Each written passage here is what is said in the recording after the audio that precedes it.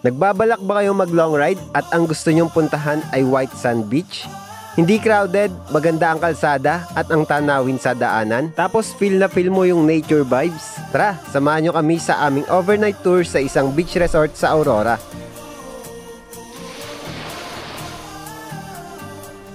Let's wander, nature trip tayo. Nanggaling kami ng Pandibulacan at bumiyahe kami ng almost 6 hours para makapunta sa aming destinasyon. Dinaanan namin ang mga bayan ng Nueva Ecija gaya ng Gapan, San Leonardo, Cabanatuan, Llanera, Rizal at Pantabangan hanggang sa marating namin ang Maria Aurora. Ang ganda ng mga tanawin sa mga dinaanan namin, pati yung kalsada dito, walang kalubak-lubak. Sobrang solid talaga dito sa Aurora.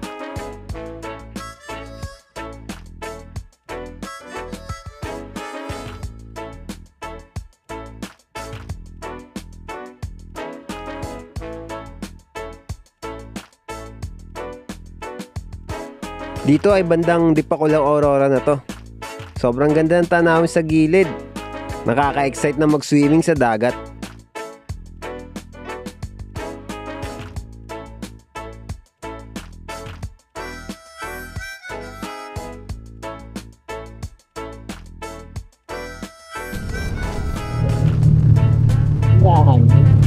Ito.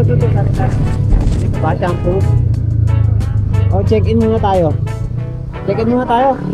Ayun lang.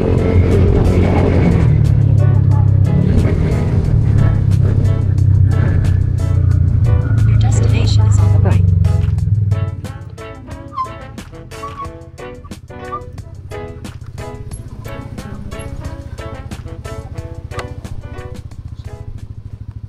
Pwede po walk-in? Pwede po sir. Walk-in lang po. Yan lang po kayo mag- Sige. Yan lang po. Magpa-park po. Sige po. Salamat po.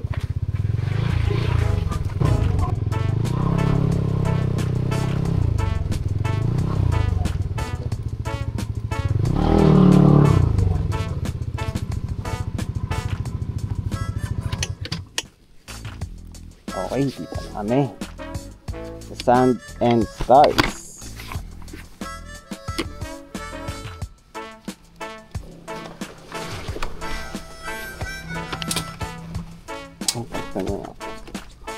Yan, siguro ito itong bata.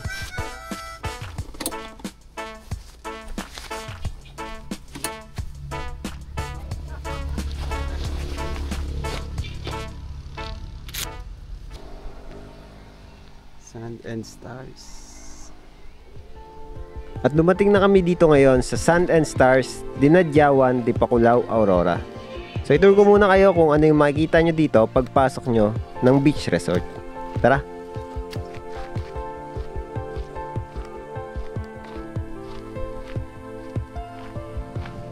Ito yung malawak na parking area nila.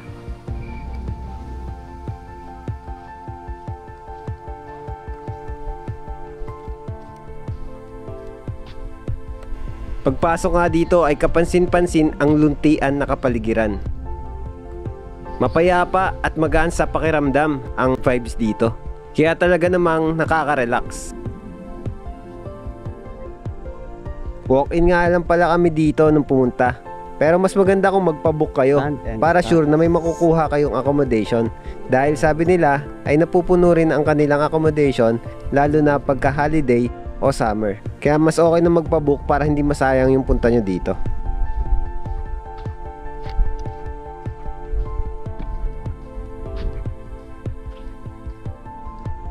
Yun siya oh. Hi babe.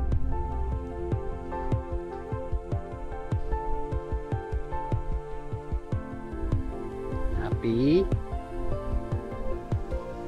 Hope you're happy. Glamping tent nga pala yung napili namin accommodation kasi mas trip namin yung parang lang nagka-camping. Tapos beachfront pa at naririnig mo yung alon ng dagat. At ito yung loob ng glamping tent. Maganda at maluwag. Isa pang kinaganda nito ay merong kuryente at electric fan dito. Food trip lang kami. Pancit Canton. Ganda naman nila dito utensils. Ano? Wooden. Yan, nakalagay siya dito. Top. rice natin.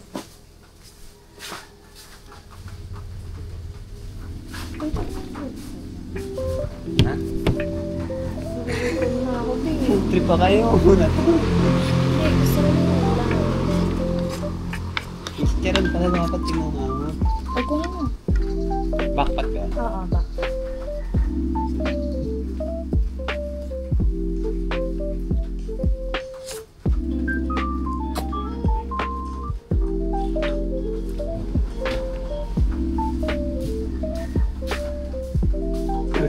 Ha? Uy, mas marami naman yung akin eh. Yan ang sinunari ko sa'yo. Kinimantik pa dito.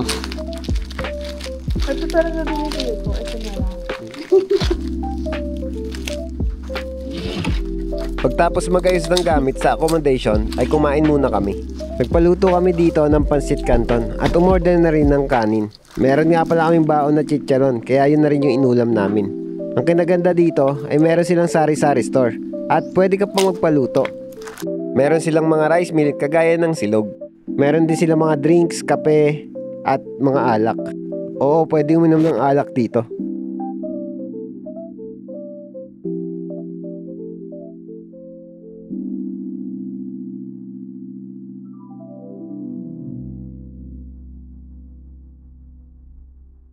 Pagkatapos mabusog ay inantok kami, kaya nagpahinga muna kami.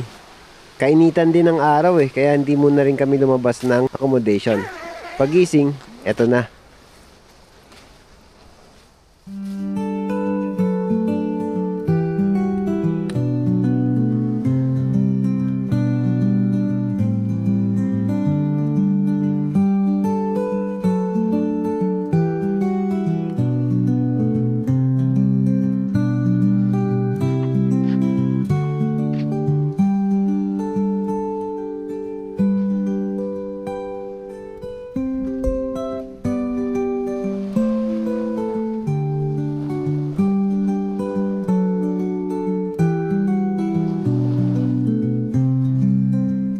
Pinuntahan ko si babe at ayun, pagkatapos nun, diretso ligo na rin.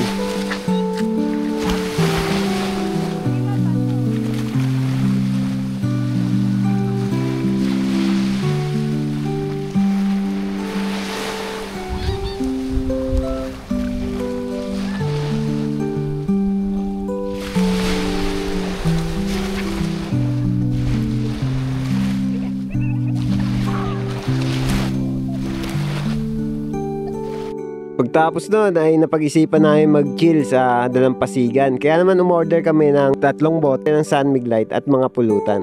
Yan, tamang kwentuhan lang habang nanonood sa alon at pinagmamasdan ang ganda ng dagat na to.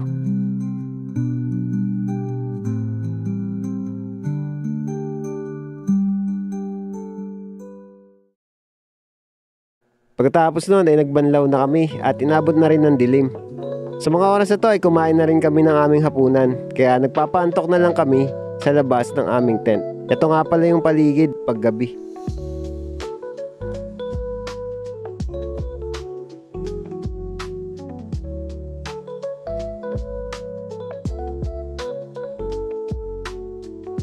At maya-maya ay natulog na rin kami. Lakad-lakad muna tayo dito. Good morning.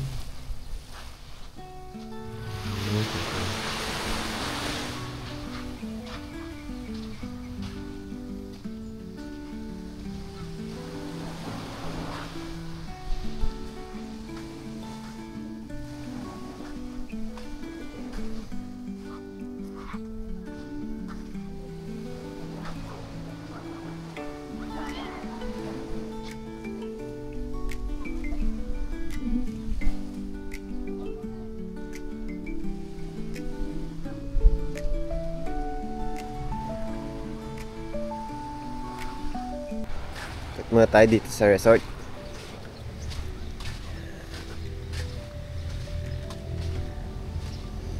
Dito may mga table para sa mga day tour. Tapos ito mayroong mga tents para sa mga type ng glamping. Tapos meron dito yung mga aircon room. So, dyan. Yan, yung mga aircon room dyan. Tapos ito, yan. Pwede kayong ano dyan, tumambay. Wala kang ginagawa. Ayan, tingin lang kayo sa dagat. Ganda ng ano dito. Buhangin. Yan. Tapos dito, mga damo na yung buhangin. Dito yung CR. Kompleto sila. Ayan. May flash, may bidet, may shower. Dito pwede rin kayo tumambay dito. Ayan. Tapos dito yung kanilang kainan. Ayan, pwede kayong umorder dyan, magpaluto. Ganda dito. Refreshing. Sarap ng simoy ng hangin, relaxing talaga. So, ayan.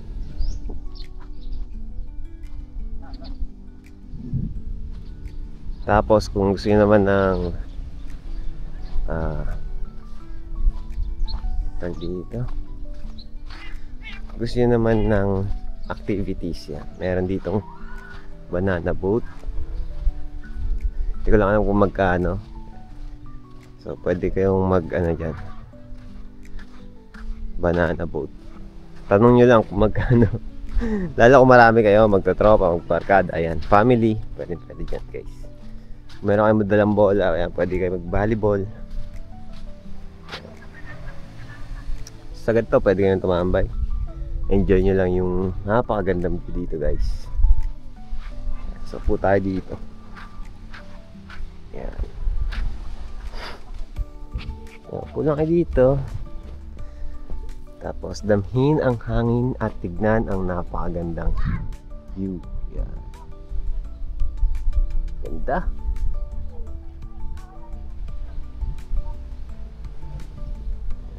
Yan yung buhangin dito guys. Sobrang puro.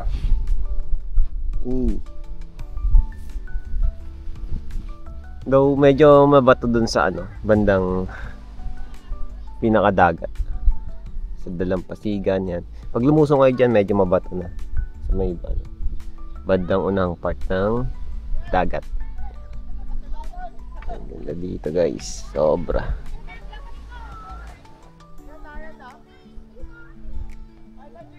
So dito kami na sa tent.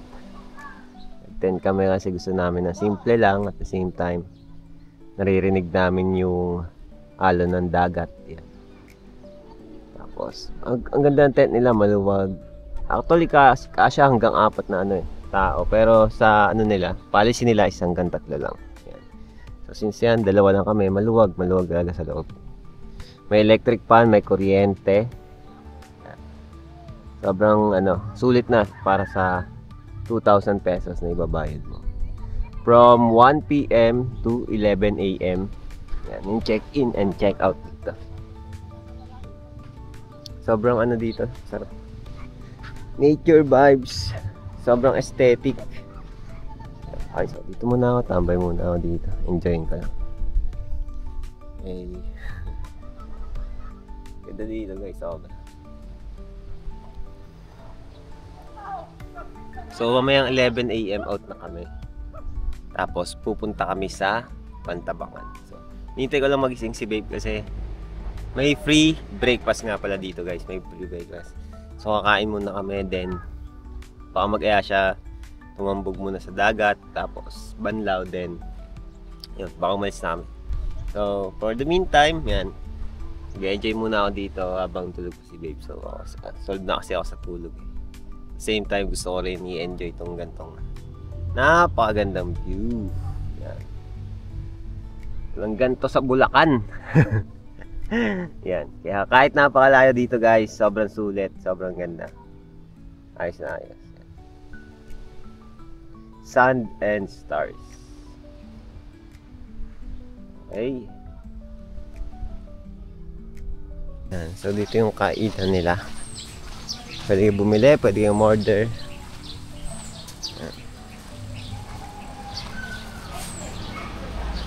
Ganda setup guys .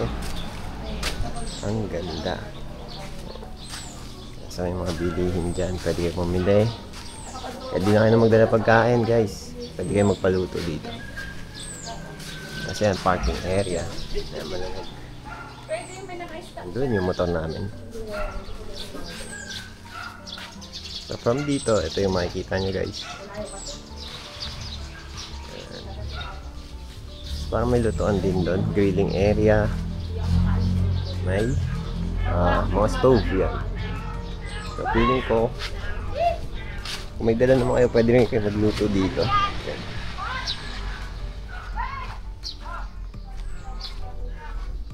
Ayan. Pwede kayo magluto. Ayan. Grilling area siguro to, guys.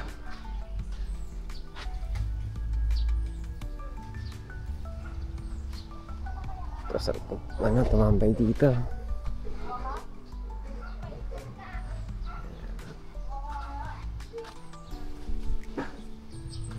Ayan, dito na pwede kayo kumakain.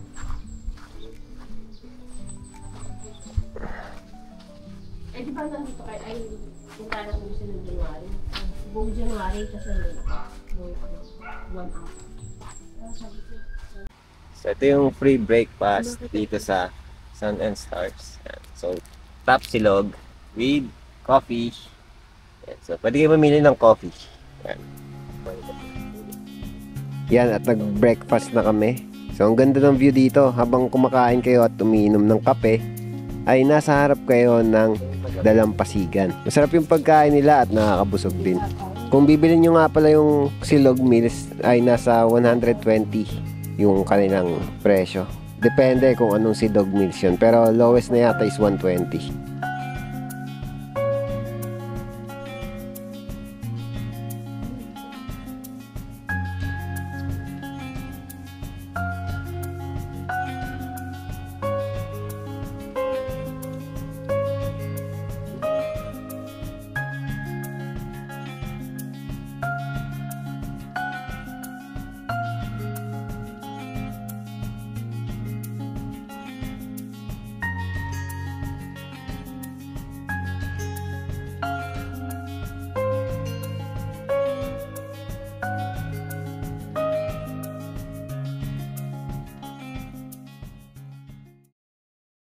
Let's go to the beach.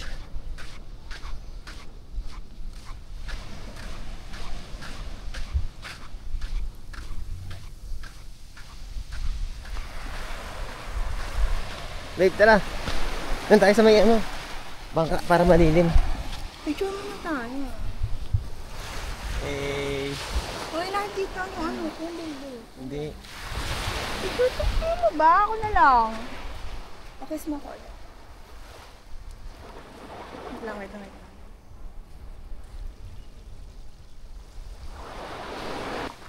Hey, we're by the beach. Pwede po, please. Pwede kaya.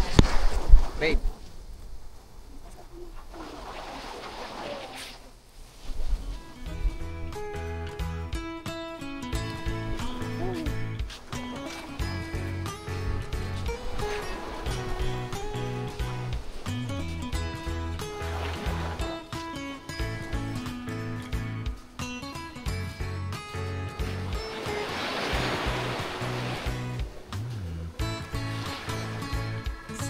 Ganda dito, guys.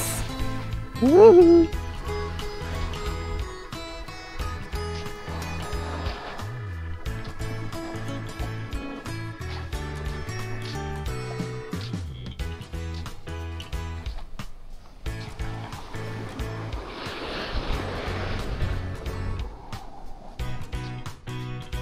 Naligulit kami sa dagat upang masulit na rin namin ang aming pagdayo sa lugar na to. Solid nature trip para sa amin to ni Babe dahil nasolo namin ang isa't isa na malayo sa kabihasnan. Di maingay ang paligid, maririnig mo ang alon ng dagat. Malayo sa polusyon dahil sa presko na ihip ng hangin. At talaga naman sobrang nakaka-relax na ambience ng resort na to. Kahit paano ay nakalimot panandalian sa problema at obligasyon. Sulit na sulit ang birthday ride ni Babe. Pagtapos nga namin dito ay bumiyahe na kami pa uwi at nadaanan namin tong Ampere Beach Coastal Road dito sa Aurora. Ang ganda at masasabi mo na lang talaga ay ang sarap mag-ride. May pinuntahan pa kami pagtapos ng dinadyawan sa sikat na pasyalan din sa Pantabangan. Kaya abangan sa susunod na vlog. Paalam!